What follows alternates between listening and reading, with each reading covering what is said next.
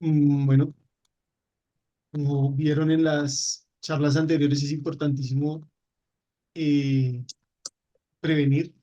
Llevo más o menos 17 años trabajando en ciberseguridad y en la mayoría de los sitios donde he estado siempre se trabaja mucho en la prevención, lo cual sin lugar a dudas está muy bien. Pero ¿qué hacer cuando tenemos un incidente? Es algo vital y es algo que cada vez cobra más valor. Es algo que nos entrenan en muchos lugares, nos entrenan, por ejemplo, para hacer respuesta de un incidente como un temblor, como un incendio, como un tsunami, pero en muy pocos sitios nos entrenan para qué hacer en caso de un incidente cibernético. Por eso hoy les traje este tema de cómo entrenar un incidente cibernético y qué hay que tener en cuenta, por qué es importante. Y para eso nada mejor que ver un poco el contexto. En el 2022, el número de ransomware empezó a incrementarse muy alto. Estos son datos de Dragos. Dragos es una empresa de ciberseguridad de entornos industriales. ¿Y por qué toco los entornos industriales? Porque mucha gente de los que trabajamos en ciberseguridad solo nos enfocamos en las empresas, solo nos enfocamos en IT, solo nos enfocamos en los datos.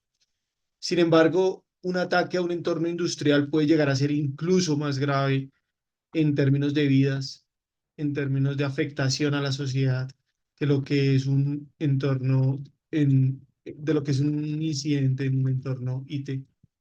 Nada más para hacer un poco de recuento.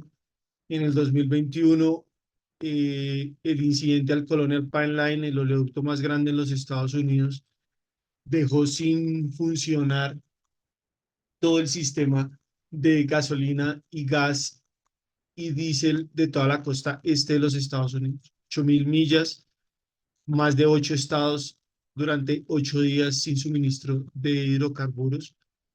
Eh, Obviamente eso generó un caos social impresionante y todo fue por un ransom.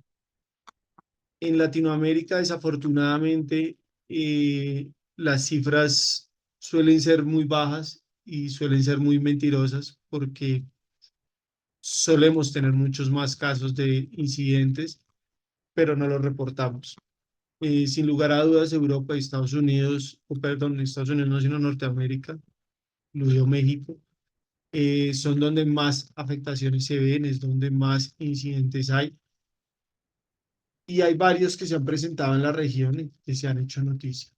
Para el 2023, los casos siguen en aumento, los números que saca Dragos siguen mostrando la cantidad de incidentes, la cantidad de afectaciones. E incluso organizaciones delictivas se han volcado un poco hacia los entornos que tengan que ver no solo con finanzas y no solo con gobierno, sino también con industria.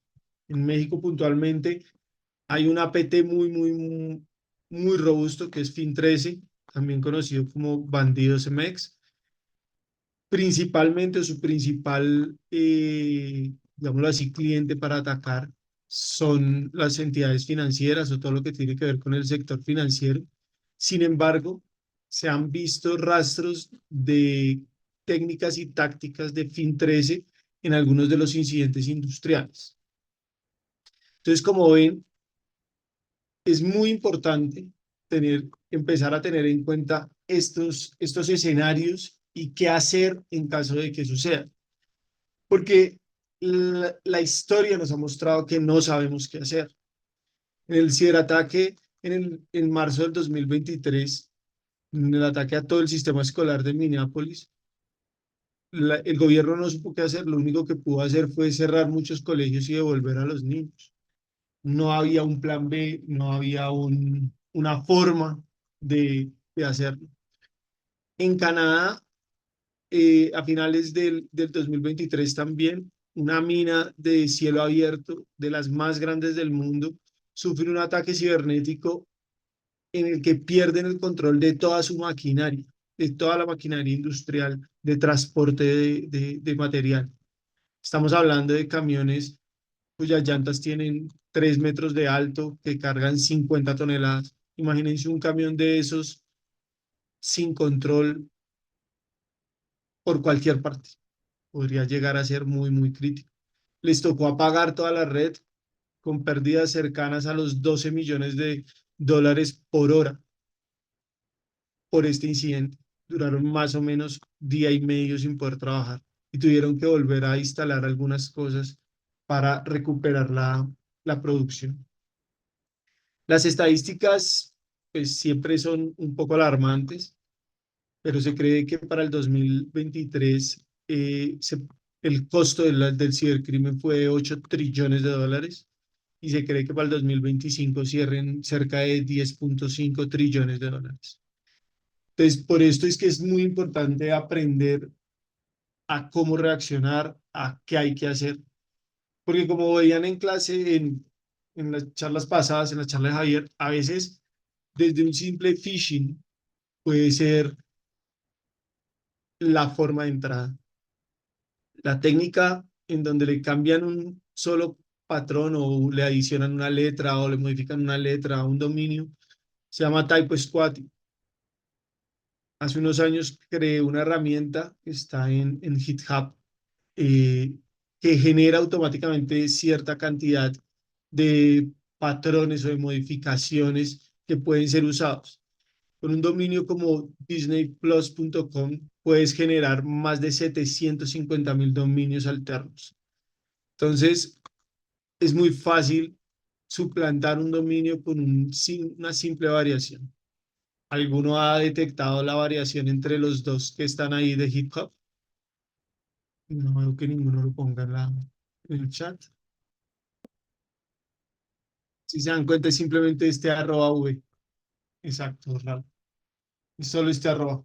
En realidad, es una pequeña modificación por un manejo del UTF. No es como tal un arroba, sino que visualmente se ve como ese arroba. Y le quitan los puntos al 1.27.1. Esa es toda la modificación, pero el zip que descargas es totalmente malicioso y lo que hace es generar un backdoor para poder permitir ciertas conexiones. Entonces, como ven, y como les han mostrado en algunas de las otras sesiones, tanto de ayer como de hoy, a veces los ataques, por más protecciones que tengas, pues pueden suceder. Entonces, existen muchas medidas que se han tomado y que se han desarrollado para la protección. Por ejemplo, en el sector OT, en el sector industrial, toda la parte de operación, todo lo que tiene que ver con maquinaria, según ellos está aislado de Internet. Según ellos no tienen ninguna conexión a Internet. Sin embargo, muchas veces en lo que se llama ahí la zona desmilitarizada o lo que se conoce en el mundo OT como la capa 3.5, existe un equipo que se llama Pivote o Jump Host que le permite a los de Enterprise poder entrar y controlar ciertas máquinas de la zona industrial. Máquinas que no tienen ningún tipo de autenticación, máquinas que no tienen ningún tipo de control, que muchas veces pueden ser accedidas desde cualquier parte de las empresas. Adicionalmente, muchos de los equipos de las zonas industriales son equipos muy antiguos. Equipos que son muy antiguos por varias razones, pero la principal es porque los entornos industriales, los equipos de entornos industriales, te dan 30 años de garantía. Entonces, vienen diseñados con software que solo funcionan en Windows 97, Windows 2000, y así les parezca muy, muy loco. Hay plantas industriales que generan millones de dólares controladas por un Windows 97. Por eso también alguien que preguntaba que por qué no usaban Windows, que por qué no usaban Linux. A veces es por eso, a veces es porque el software con el que se usan este tipo de máquinas industriales no puede ser instalado en otros sistemas operativos, sino en esos antiguos. Adicional a eso, como están aislados de la red, los responsables piensan que no se necesitan antivirus. Como están aislados de la red, casi todo el backup se hace a través de USBs, USBs que además entran y salen de las zonas desmilitarizadas o que entran y salen de las zonas de industriales. Y esto también se ha convertido en un vector de ataque. Stuxnet, que es uno de los ataques cibernéticos más grandes de la historia, realizado en el 2010 contra las plantas de procesamiento de uranio en Irán, se logró gracias a un gusano que se movía de USB en USB. Ataques como el Black Energy en Ucrania en 2015, donde se apagó el 40% de Kiev, fue por un correo con un Excel malicioso que el equipo, al no tener antivirus, no lo detectó.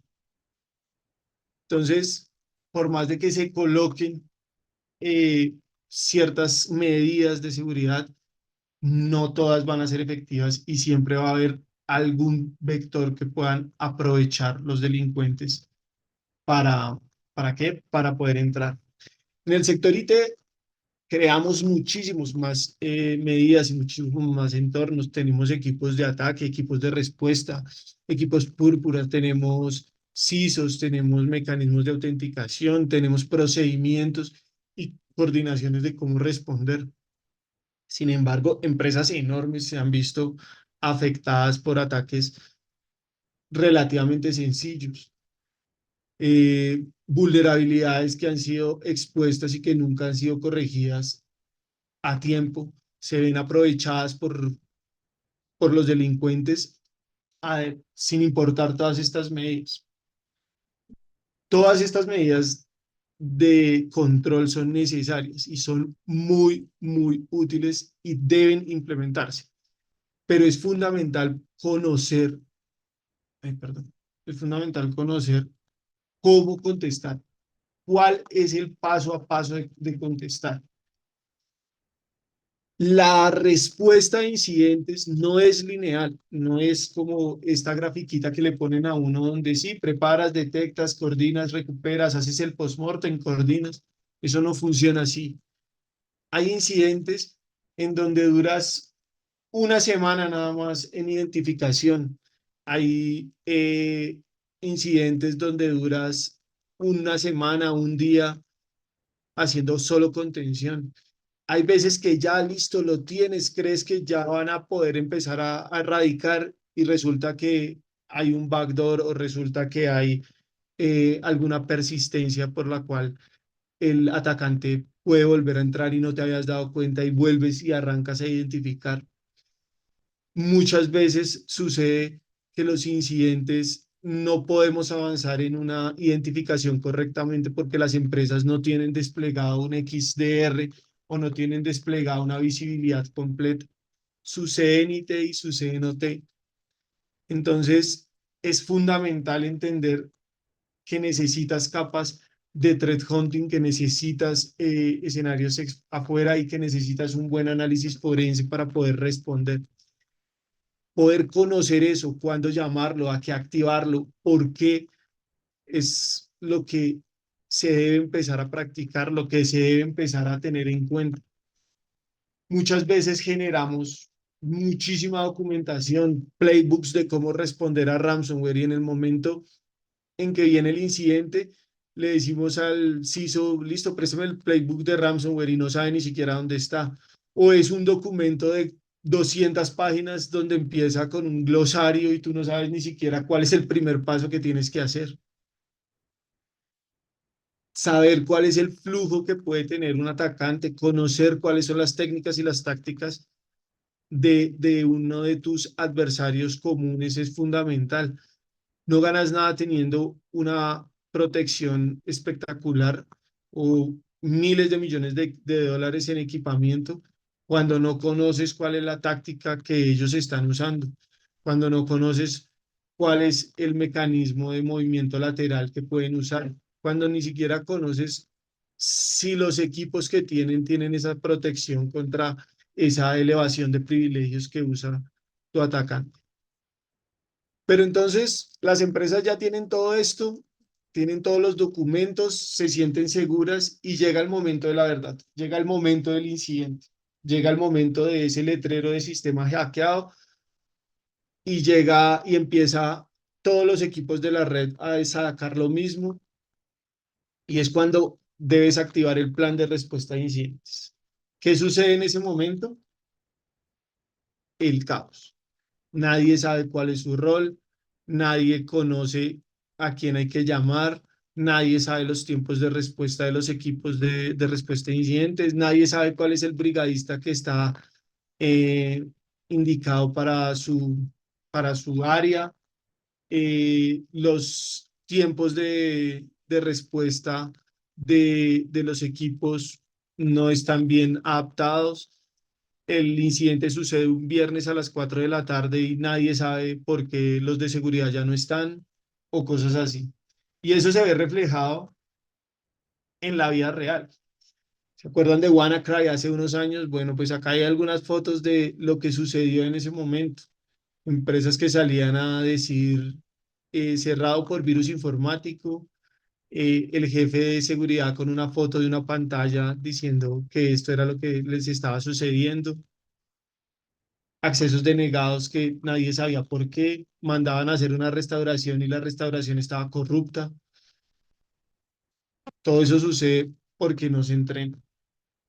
Todo eso sucede porque las personas que deben contestar o que deben responder no saben exactamente qué hacer. Como les decía, nos han entrenado muchas veces qué hacer ante un temblor, qué hacer ante una inundación, qué hacer ante un incendio, qué hacer ante un caso médico, alguna persona que pueda atenderlo, auxiliarlo, cómo colocar a las personas. Pero a algunos lo han entrenado de cómo responder en un incidente cibernético, en qué hacer durante un incidente cibernético.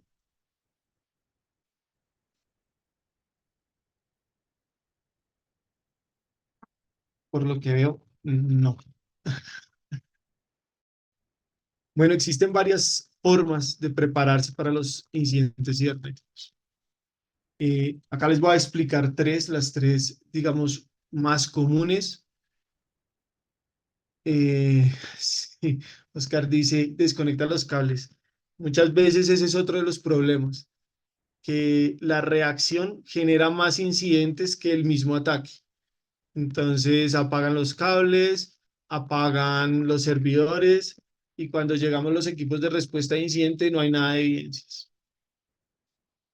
Cuando, cuando se llega a la respuesta, el haber apagado eliminó muchísima información de los artefactos forenses que no te permiten poder restaurar qué sucedió.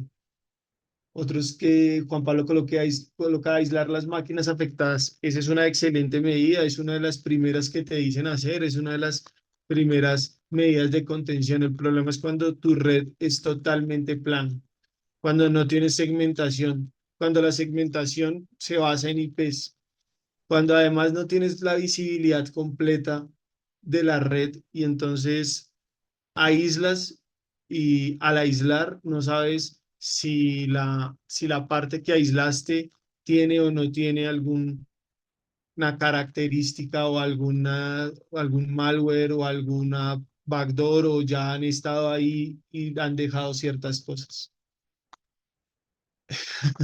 Sí, el plan de contingencia a veces es salir a correr en círculos. Pero entonces por eso les digo que es muy importante entrenar. Existen tres formas usuales de entrenamiento, tres mecanismos de entrenamiento que depende muchísimo del nivel de madurez de la organización el poderlos implementar. Primero que de ellos se llama tabletop, el otro son simulaciones y el otro son emulaciones. Axel dice, en un entorno industrial a veces es difícil aislar un dispositivo porque está instalado y conectado a muchas cosas. Sí, tienes toda la razón. Sin embargo, existen varios mecanismos de diseño de red para que tú puedas aislar una zona y cierras los conductos, así se llama técnicamente, en los entornos industriales para que la afectación solo se controle en esa zona y no afecte los otros procesos industriales. Son mecanismos que se pueden hacer, que se tienen, pero desafortunadamente por muchas arquitecturas de red y muchos diseños que nunca se pensaron en seguridad, muchas veces es muy complejo implementar esto. Para que se hagan una idea, en una hidroeléctrica, cuando una turbina se apaga, cuando se apaga una turbina por un mantenimiento, usualmente son un número impar de turbinas. Entonces, usualmente se apaga una, después se trabaja sobre las otras. Entonces, cuando se apaga una turbina, se hace el mantenimiento para que esa turbina pueda volver a entrar en el círculo eléctrico de la generación, porque se ha sincronizado con las otras dos, se pueden demorar hasta 8 días. Entonces, esas decisiones no son tan sencillas. Además, el impacto económico suelen ser muy grandes. Entonces, como les decía, existen tres formas de entrenar, los tabletop, las simulaciones y las emulaciones, que son dos cosas muy diferentes que ya vamos a ver, y que dependen mucho de la madurez de la empresa. Una empresa que hasta ahora está empezando a implementar un plan de respuesta, que nunca ha probado un plan de respuesta, no puede hacer una emulación. Eso es exactamente lo mismo que cuando una empresa está hasta ahora empezando a implementar sus planes de respuesta física y que pretendan de una vez a la semana siguiente simular una situación de incendio. Va a generar un caos y puede generar incluso afectación a la vida porque las personas todavía no tienen claro cómo hacerlo. Vamos a ver la primera forma son los tabletop, son ejercicios de mesa, son ejercicios que se basan en historias reales adaptadas a las infraestructuras.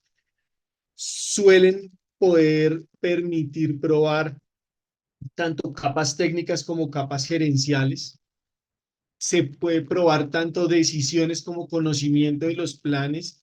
Permite fácilmente detectar falencias y debilidades en los equipos.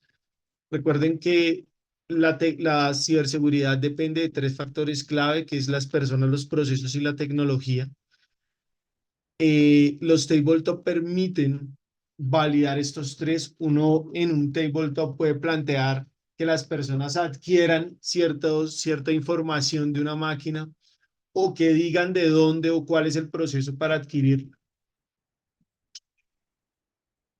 Y ahí poder tomar los tiempos, poder ver si están capacitados en una respuesta, en poder encontrar unos eventos rápidamente, en poder detectar si, si, que, si, la, si los logs que se están guardando son suficientes.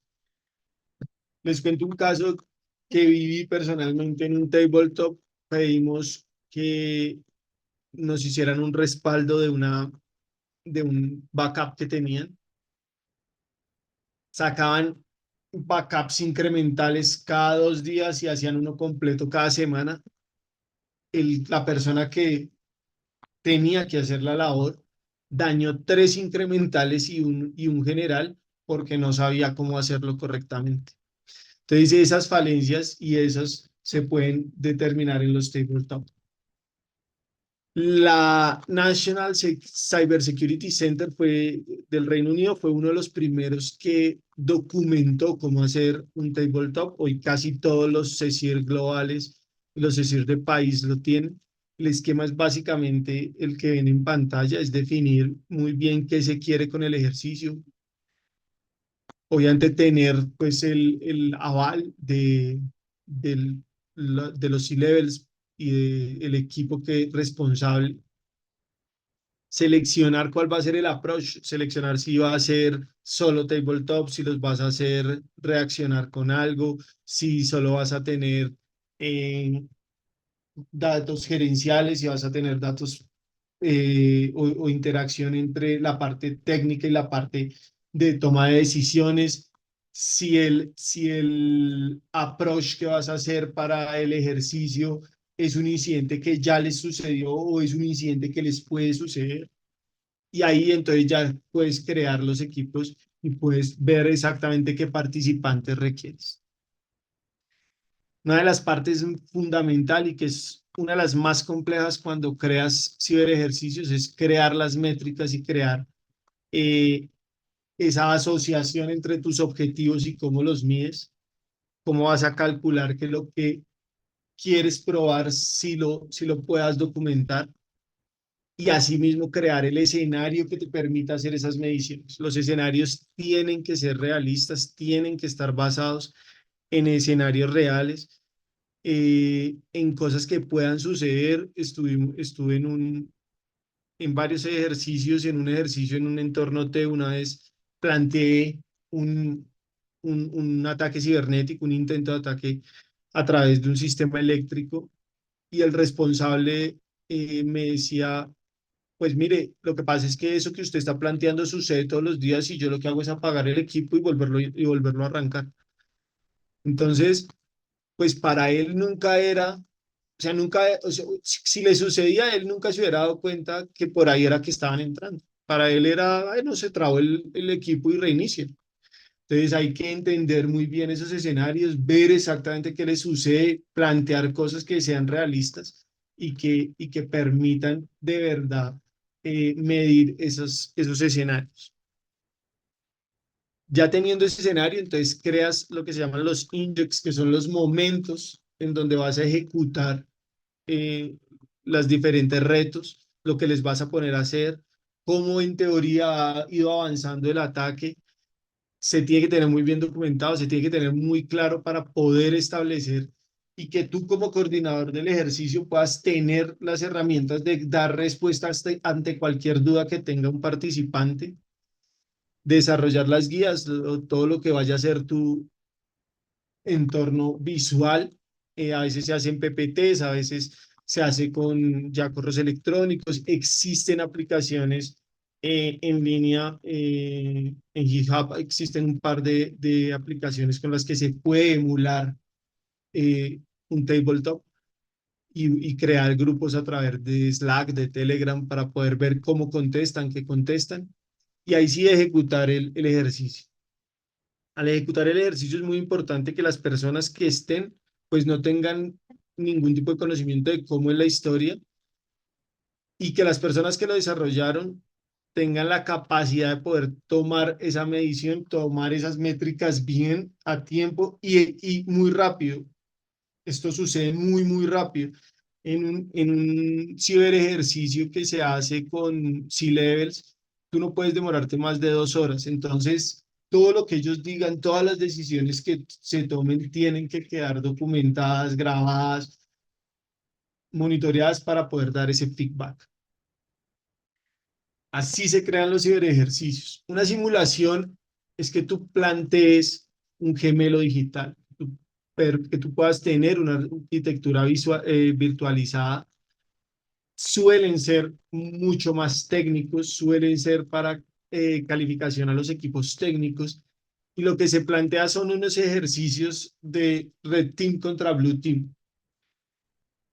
No necesariamente son ejercicios que son internos. A veces, y en muchos de los casos, lo que se plantea es que el equipo de defensa no tenga conocimiento sobre, digamos, esa simulación como tal, y que lo que se haga es que se lleven a war rooms donde se le van a dar acceso a esa arquitectura virtualizada, que al ser un gemelo digital, el, el, el equipo no detecte o si lo detecta no sea tan, digamos, diferente a su vida diaria.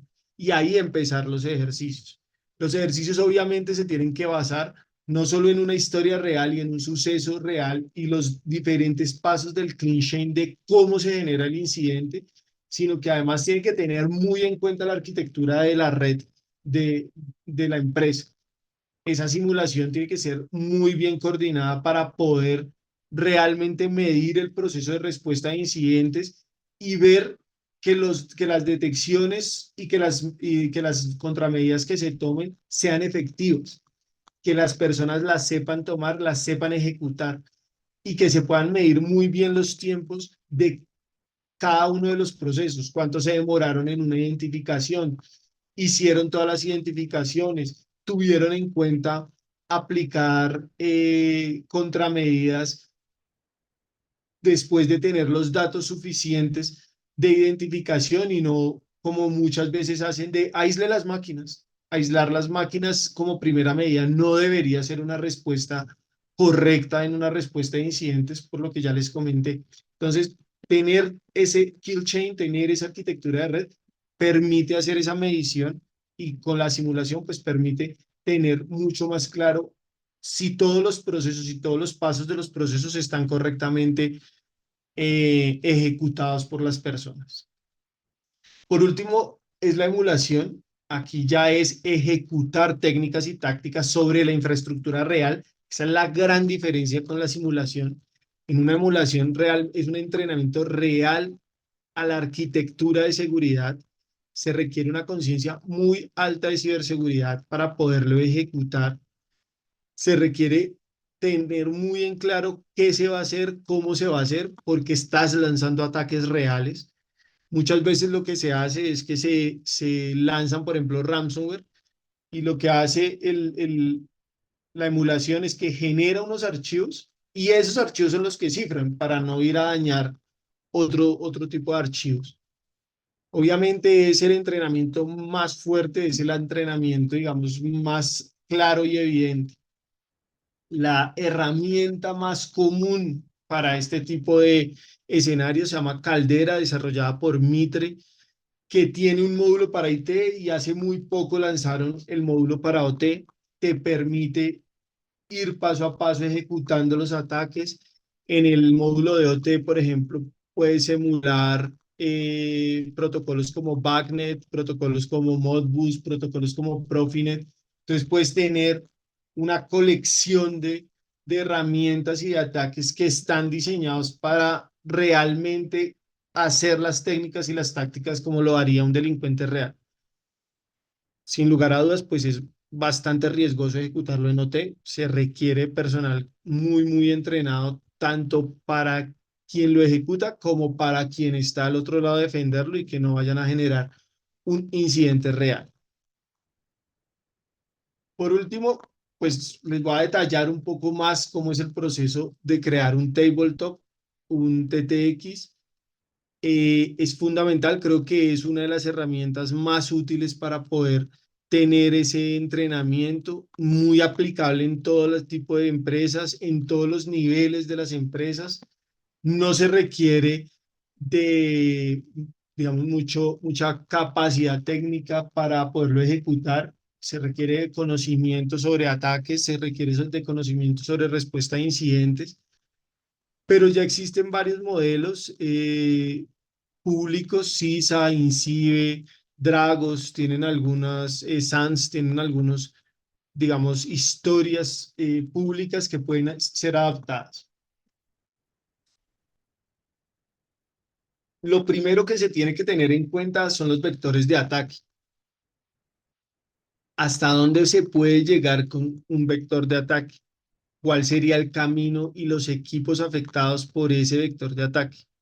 Vectores de ataque que afecten a IT, vectores de ataque que afecten a OT, si su empresa tiene OT. Vectores de ataque que sean reales y que sean técnicas y tácticas usadas por el grupo o por el actor que ustedes van a simular o que van a crear.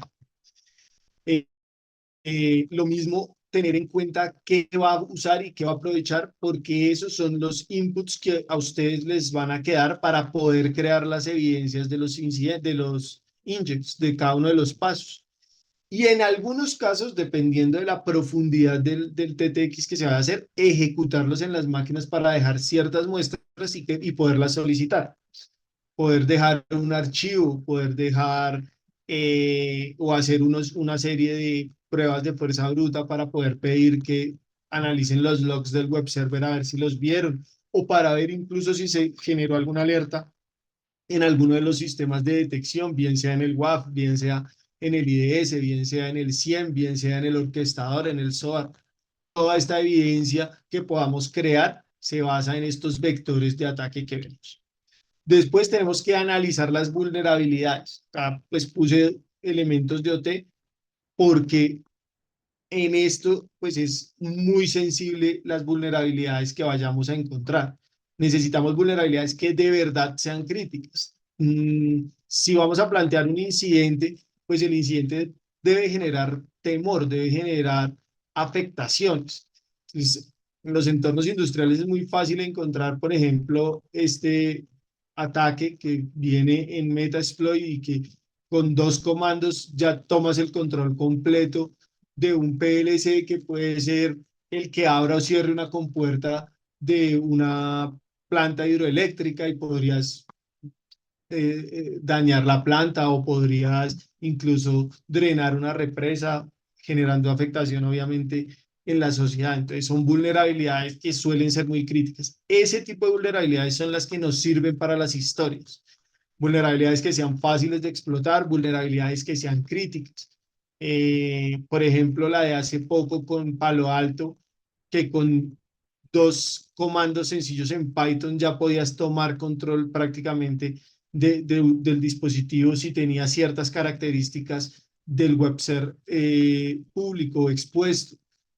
Cosas de ese estilo son las que nos sirven.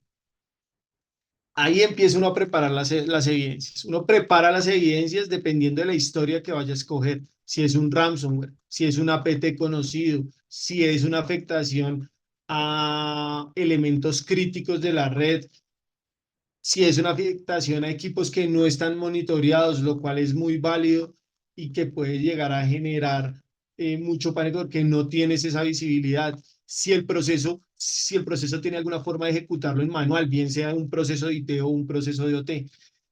Hay incidentes de la vida real donde a las empresas les tocó pasar a manual toda la facturación porque sabían que se iban a quedar 3, 4 días sin poder facturar. Entonces, ese tipo de incidentes son los que nos sirven para poder generar ese impacto y alinearlos muy bien a los objetivos.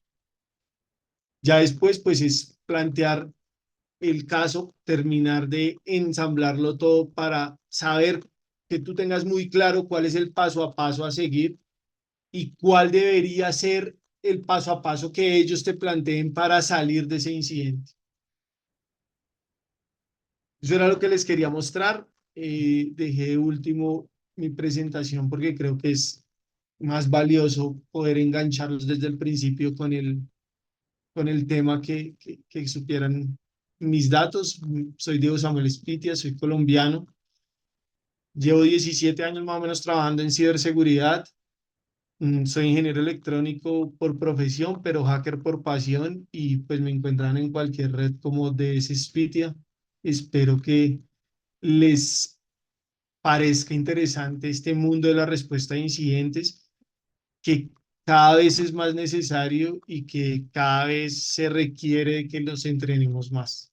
Les voy a pasar a contestar preguntas. Aquí tengo una de Jacqueline. ¿Cuántas personas deben estar involucradas en este incidente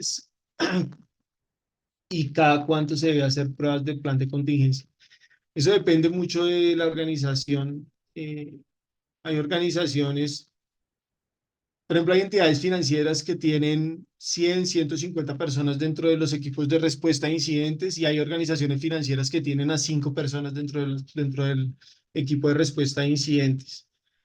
Usualmente las empresas muy grandes ejecutan este tipo de entrenamientos con los C-levels una vez al año, con los equipos técnicos 2 veces al año, pero no es un estándar, no es una cosa que, digamos, documentada, ninguna norma lo exige, no es como las pruebas de vulnerabilidades que la ISO 27000 te pide de una vez que sea al menos 2 veces al año. Acá es algo que, digámoslo así, le nace a la empresa hacerlo, sino que cada vez se ha visto más la importancia de hacerlo y cada vez se ha generado más conciencia de poder entrenar y saber qué es, porque a la mayoría de empresas que han sufrido incidentes graves, es evidente que nadie sabía cómo contestar. Juan Pablo pregunta qué áreas y profesionales deben estar involucradas en el equipo de respuesta a incidentes. Toda la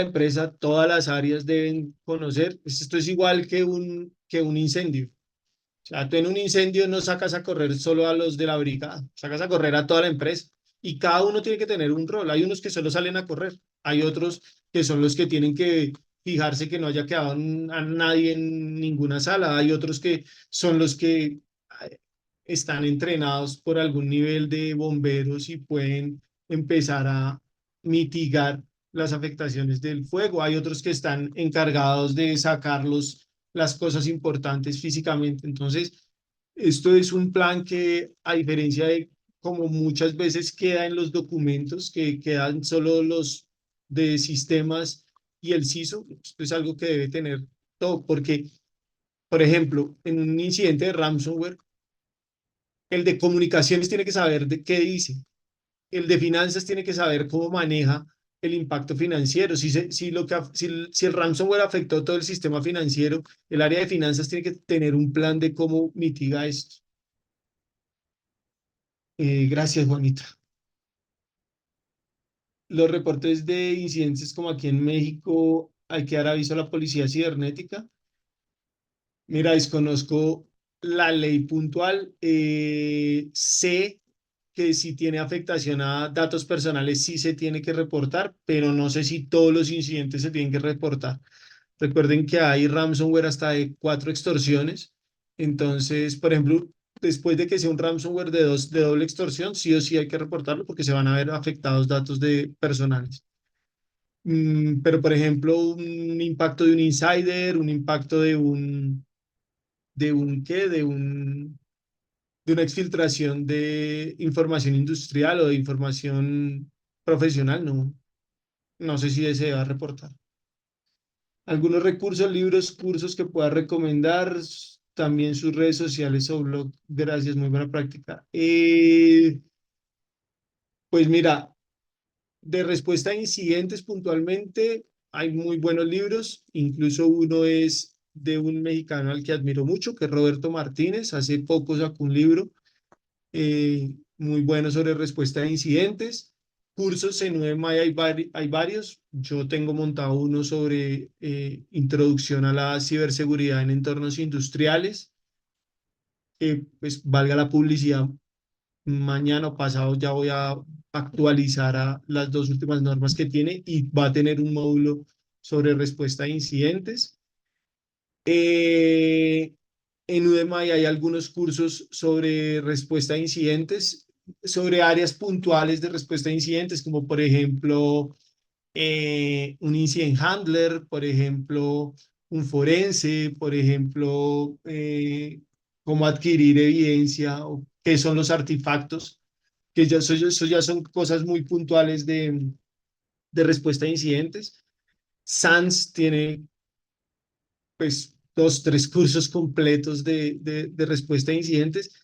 Puntualmente sobre cómo entrenar, no existe tanta documentación. Existen algunas publicaciones de varias gente, en LinkedIn hay algunas, en los blogs de SANS hay algunas, pero no hay mucha documentación. Y mis redes a mí me encuentran en todo lado como DS Spitia. Puede explicar la parte de las 4 extorsiones. Los ransomware de 4 extorsiones. Las APTs lo que hacen es que acceden, exfiltran la información y hacen el ransom. Eh, Grupos como Ransom House, entonces lo que hace es que publica en su canal de Telegram, tal empresa fue víctima de nosotros y esa empresa tiene tantas semanas para que negociemos. O sea, ahí ya van 2 extorsiones. Págueme y le devuelvo su control y tengo todos sus datos y los voy a usar. La otra es cuando adquieren control sobre elementos que son, digamos, críticos en la operación. Por ejemplo, lo del Colonial Pipeline. Entonces, les dan esa opción y les dicen, si en tantas semanas usted no ha dado una respuesta, le genera una denegación de servicio sobre sus equipos. Les generan un bloqueo completo. Y la cuarta extorsión se presenta hacia empleados, stakeholders y clientes con la información robada. Entonces, extorsionan por no publicar, por ejemplo, datos médicos, por no publicar información sensible o usan esa información para generar otro tipo de ataques como un phishing, como cosas así asociadas a la información que se llevaron. Por eso se le denomina un ransomware de cuatro extorsiones. No sé si tienen alguna otra duda, pregunta, algo que quieran saber. Perdón, que estoy esperando.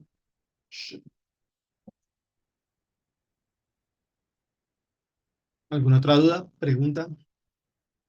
Como decía Javier, aprovechen, es ahora o nunca. Mm, una vez mitigado el incidente, ¿cómo debería ser la cadena de custodia para que los forenses empiecen la investigación? En un incidente, a ver, en un incidente todo va en paralelo. Si los forenses tienen que entrar después, es un análisis post-mortem. Eso ya es otro tipo de cosas. En un incidente, si tú estás en un incidente, tú recoges artefactos y de una vez se los mandas a los forenses, recoges IOCs de una, IOAs y de una vez se los mandas a los de threat hunting, despliegas herramientas de threat hunting dentro de la red, haces threat hunting dentro de la red, vas buscando dentro de las evidencias mm, malware, lo envías de una vez a los analistas de malware o a los mismos forenses, ellos te devuelven los IOCs, despliegas los IOCs, vas buscando persistencias. Entonces, durante una respuesta a incidentes no se piensa en ese tipo de puntual que me estás diciendo de custodia. Cuando terminas el incidente, cuando ya has hecho el recovery, entonces todo el procedimiento tiene que haber quedado documentado y tienes que estar todas las autorizaciones y qué se hizo y qué medidas de contención se ejecutaron, qué medidas de erradicación se ejecutaron y es desde ese análisis post-mortem que pueden empezar los forenses a analizar si hay algún otro dato. Usualmente después de un incidente, ransomware o algo así, lo que se hace es que durante 2 o 3 semanas se dejan mecanismos de threat hunting para poder detectar cualquier movimiento anómalo. Y cuando se hace forense es más que todo cuando entra un ciberseguro a solicitar un dinero o cuando llegas a un ransomware ya post explotado y necesitas recuperar eh, digamos, analizar las máquinas para ver cómo accedieron, o cuando es industrial, cuando ya han hecho modificación de equipos. En la industria muchas veces lo que se hace es que se quita un equipo, se pone uno que se tenía preparado y ese es el que te entregan a ti para analizar. Entonces, digamos que ya hizo es diferente el manejo de cadena de custodia. No hay más dudas, preguntas. Pues muchísimas gracias, de verdad, para mí fue un placer volver a participar aquí con el equipo de la jaula y pues quedo pendiente cualquier duda, pregunta en redes, estoy como DS Spitia y un gusto, muchas gracias.